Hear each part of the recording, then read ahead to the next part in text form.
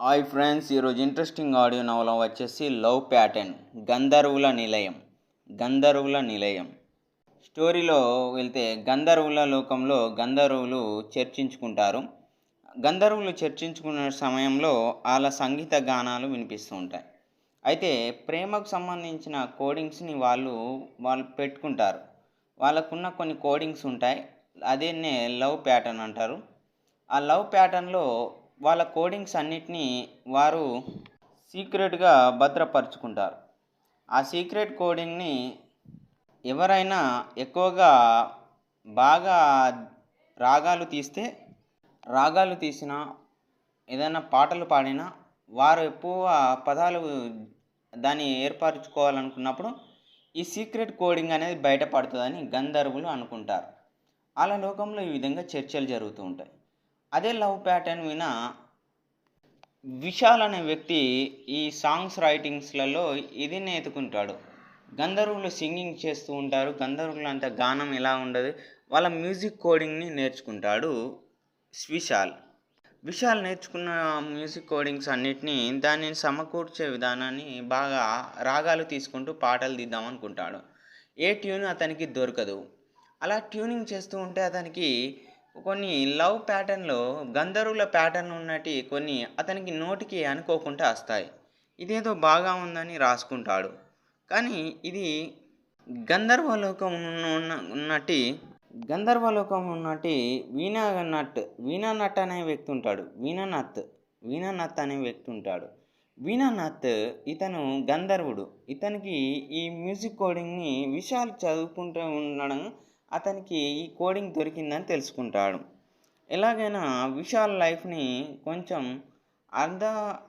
అందరిలా కాకుండా దేన్నైనా అతని లైఫ్లో కొన్ని ట్విస్ట్లు, డిఫికల్టీస్ని క్రియేట్ చేసి పెట్టే పరీక్ష పెడదాం అనుకుంటాడు వీణాదత్. గంధర్వుడైనట్టు వీణానత్ అనే వ్యక్తి ఈ వీణ అనే దాని ఇన్స్ట్రుమెంట్ చాలా వర్క్ చేశాడు కాబట్టి అతనికి వీణానత్ అని పేరు ఉంటుంది. ఇతను గంధర్వుడు, గానగాత్రుడు, గాయకుడు. చాలా వరకు సంగీతాన్ని ఆరితేరినవాడు. సంగీతంలో, మ్యూజిక్లో కానీ, ట్యూనింగ్ కట్టడంలో కానీ ఇతనికన్నా మించుండు. లవ్ ప్యాటర్న్ కోడింగ్స్ని డీప్గా చదువుతున్న విశాల్ని చూసి వీణానాథ్ అనుకుంటాడు కదా, ఇతని లైఫ్ని కష్టాలు పెట్టాలని డిసైడ్ అవుతాడు. కష్టాలు పెట్టి తన లైఫ్ని టార్చర్లోకి నెట్టుతాడు వీణానాథ్ తను ఏది పరీక్ష పెట్టాలన్న విశాల్ని టార్చర్ చేయడానికి వస్తాడు. విశాల్కి స్నేహ అనే అమ్మాయి పరిచయం అవుతుంది. స్నేహని ధ్యానిస్తూనే ఉంటాడు. లవ్ చేస్తున్నప్పుడు స్నేహాన్ని ధ్యానిస్తూ ఉండేవాడు విశాల్కి స్నేహ అంటే అంత ఇష్టం. ఆమె ఒక సాంగ్ కూడా తయారు చేశాడు. ఈ లవ్ ప్యాటర్న్లలో వాళ్ళ లవ్ స్టోరీని కన్ఫ్యూజన్లో పెడతాడు వీణానత్ వీళ్ళ లవ్ స్టోరీని కష్టాలు పెట్టుకుంటూ రావడానికి మధ్యలో వీళ్ళ లైఫ్లో కీ ఎలిమెంట్గా ఈ వీణానత్ అనే గంధర్వుడు భూలోకానికి రావడం జరుగుతుంది. మ్యూజిక్ కోడ్ని రాసేంత వరకు నీకు కష్టాలు తప్పవని ఒక మ్యూజికల్ నోట్ని రాయాలని వీణానత్ విశాల్ తోటి ఒక మ్యూజిక్ డైరెక్టర్గా వచ్చి అతన్ని అడగడం జరుగుతుంది. వీణానత్ గంధర్వుడు అని చెప్పాడు. నాకు మ్యూజిక్ నోటు కంప్లీట్ చేసి ఇవ్వాలని విశాల్ని అడుగుతూ ఉంటాడు వీణానత్. కానీ మ్యూజిక్ డైరెక్టర్గా తను ఇంట్రడ్యూస్ చేసుకుంటాడు. కానీ నిజానికి వీణానత్ గంధర్వుడు అనే విషయాన్ని విశాల్కి చెప్పాడు. తనకు కావాల్సిన మ్యూజికల్ నోట్ని తయారు చేసిస్తే నీకు మంచి నీ లైఫ్ సెటిల్ అయ్యే ఛాన్స్ ఇస్తానని విశాల్కి ఆఫర్ చేస్తాడు. దాంతో మ్యూజిక్ ప్యాటర్న్స్ ఉన్నట్టు లవ్ ప్యాటర్న్ని ఎలా రాయాలని రాస్తాడు. లవ్ ప్యాటర్న్లో అన్నిటికీ ఉన్నట్టు గంధర్వులు రాసుకున్న కోడ్ని ఎలా లీక్ చేస్తాడనే దాని గురించే వీణానత్ ఇతన్ని పరీక్ష చేస్తాడు.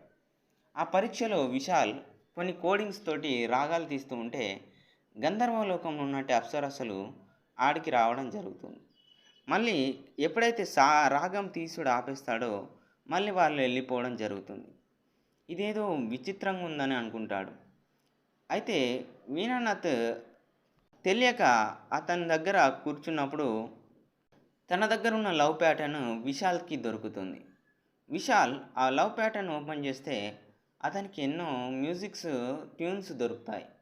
అవన్నిటిని రాగాలు తీస్తూ ఎంతో ఫేమస్ అవుతాడు. మంచి సింగర్గా, మ్యూజిక్ డైరెక్టర్గా పేరు తెచ్చుకుంటాడు విశాల్. కానీ ఒప్పందం ప్రకారం వీణానాథ్‌కి డైరెక్షన్‌లో మ్యూజిక్ డైరెక్టర్‌గా అతని దగ్గర పరిచయం అయినప్పుడు తనతోటి మ్యూజికల్ నోట్ కంప్లీట్ చేస్తా అని ప్రామిస్ ఇస్తాడు. ఆ ప్రామిస్ నెరవేర్చుకునే సమయంలో కొంతమంది గ్యాంగ్‌స్టార్‌లు విశాల్‌ని చంపడానికి ప్లాన్ చేస్తాడు. అప్పుడు తనకున్న లవ్ ప్యాటర్న్‌లో ఉన్నటి ట్యూన్స్ పాడుతోటే వాళ్ళ మైండ్ అంతా బ్లాంక్ అయితది. అతన్ని ఎందుకు కిడ్నాప్ చేశారో కూడా తెలియకుండా పోతుంది. ఆ గ్యాంగ్‌స్టర్‌లందరికీ పిచ్చి లేవడం జరుగుతుంది. ఎవరు చూసినా ఆ మ్యూజిక్‌కి అట్రాక్ట్ అయ్యి అక్కడికక్కడే మెల్ట్ అయ్యి డీప్ స్లీప్‌కెళ్ళిపోతారు. అంత డీప్‌గా ఆ సాంగ్ ఉంటాయి, మ్యూజిక్స్ ఉంటాయి. గంధర్వులు ఆ ట్యూనింగ్స్‌ని, లవ్ ప్యాటర్న్‌ని ఎలాగైనా విశాల్‌ని మ్యాస్మరైజ్ చేసి తీసేద్దాం అనుకుంటారు. కానీ లవ్ స్టోరీలో స్నేహాని లవ్ చేస్తున్న విషయంలో వీణానాథ్ అడ్డుపడడంతోటి మీ లవ్ స్టోరీకే ఈ మ్యూజికల్ నోట్ అంకితమని వీళ్ళ లవ్ స్టోరీలో కొన్ని ట్విస్టులు పెడతాడు. అప్పుడప్పుడు వీళ్ళ లవ్ స్టోరీని బ్రేక్ అయిపోయినట్టు, విడిపోయేటట్టు, వీళ్ళని విడగొట్టేటట్టు చేస్తాడు వీణానాథ్. వీణానాథ్ గంధర్వుడు అనే ఇంట్రడక్షన్ తనకు చెప్పేస్తాడు. మ్యూజికల్ నోట్ ఎప్పుడైతే విశాల్ ఇస్తాడో అప్పుడే చెప్పేస్తాడు. తర్వాత అతనికి ఉన్నటి ప్రాబ్లమ్స్ అన్నీ సాల్వ్ అవుతాయి విశాల్‌కి. తర్వాత స్నేహ వచ్చి ప్రపోజ్ చేసి లవ్ చేసుకొని పెళ్లి చేసుకుంటారు.